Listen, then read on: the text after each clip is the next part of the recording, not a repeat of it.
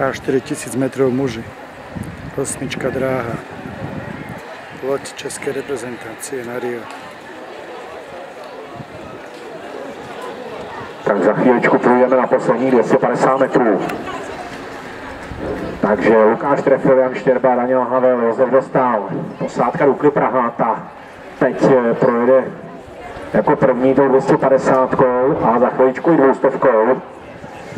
Jdeme do posledních 200 metrů. Poslední 200 metrů.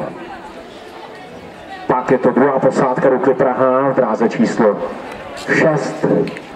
No a na třetím místě zatím v dráze číslo 5 posádka Žamberka z partie Chomutova.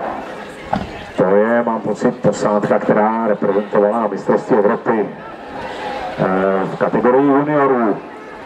Takže krásně je to seřazené podle těch reprezentací a je vidět zatím ta zkušenost a výkonnost toho našeho pravního čtyřkajaku, který teď vítězí, takže posádka Dukly Praha vítězila na druhém místě také Dukla Praha USK.